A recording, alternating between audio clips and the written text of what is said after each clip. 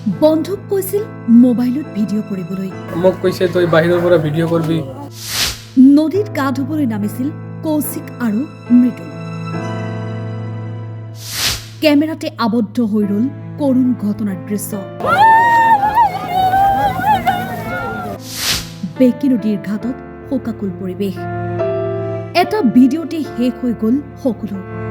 হোলীৰ আনন্দৰ মাজতে কান্দোনৰ ৰোল উঠিছে বেকী নদীৰ ঘাটত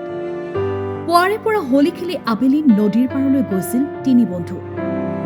গা ধুই থাকোঁতে বন্ধু দেৱ শৰ্মাক ভিডিঅ' কৰিবলৈ কৈ পানীত নামিছিল কৌশিক দাস আৰু মৃদুল ৰাজবংশী সেই সময়তে ঘটিল অঘটন আমি তাতে গেছিলোঁ গাঁও ধুবা তাৰপিছত গাঁও ধুইছোঁ 10-15 মিনিটমান গাঁও ধুইছোঁ তাৰপিছত কৌশিক নামৰ আপাটো সি গিছে গাঁও ধুবা সি কৈছে তাক মই অলপ টানি আনিছিলোঁ তাৰপিছত সি গিছে তাৰপিছত আৰু গিছে তাহোন দুইজন সি তলতে আছিল মোক কৈছে তই বাহিৰৰ পৰা ভিডিঅ' কৰবি ৰং খেলিছিলা তোমালোকে না আমি ৰং খেলিছিলোঁ কিমান সময়ত 2-3 মিনিটত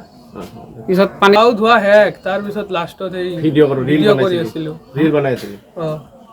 কি নাম আছিল মৃদুল ৰাজবংশী কৌশিক দাস তোমাৰ নাম? দেৱ শৰ্মা তোমাৰ নাম দেৱ শৰ্মা কি কৰে তাহোন তাহোন কৰি আছিল খালি মৃদুল কাম কৰে ঘটনাৰ পিছতে বৰপেটা ৰোডৰ কেটেল ফাৰ্মাৰ বেকী নদীৰ ঘাটত লাগিছে হাহাকাৰ স্থানীয় ৰাইজৰ সহযোগত উদ্ধাৰকাৰী দলে ঘণ্টাজোৰা অভিযানৰ অন্তত বেকী নদীৰ পানীৰ পৰা উদ্ধাৰ কৰে দুই বন্ধু কৌশিক আৰু মৃদুলৰ নিথৰ দেহ হোলীৰ আনন্দ উল্লাসৰ মাজতে মৃতদেহ উদ্ধাৰৰ পিছতে বেকী নদীৰ ঘাটত কান্দোনৰ ৰোল এফালে স্থানীয় লোকৰ মতে প্ৰতি বছৰে বেকী নদীৰ ঘাটত সংঘটিত হৈ আহিছে এনে ঘটনা অভিভাৱকসকলৰ লগতে প্ৰশাসনিক ব্যৱস্থা গ্ৰহণৰ দাবী ৰাইজৰ দাদা ইয়াত আমি আহি চালোঁ যে দুজন ল'ৰা পানীত পৰি মানে মৃত্যু হৈছে আমাৰ ইয়াৰে লোকেল ল'ৰা দুজন হয় এই ফাৰ্মাৰে অফিচৰ কোৱাৰ্টাৰে থকা কিমান বয়সমান হ'ব কি ক'লা কিমান বয়সমান হ'ব বৰ্তমান 21-22 তেনেকুৱা হ'ব কি নাম? হোলীৰ দিন ৰং চং খেলি ইয়াতে মানে গা ধুব আহিছিল হৈছিলে ঘটনা ইয়াতে বাৰাপেটা কেটেল ফাৰ্ম আপোনাৰ বৰপেটা বেকী নদীৰ ওচৰত বৰপেটা থানা পৰে বৰপেটা ৰোড থানা হয়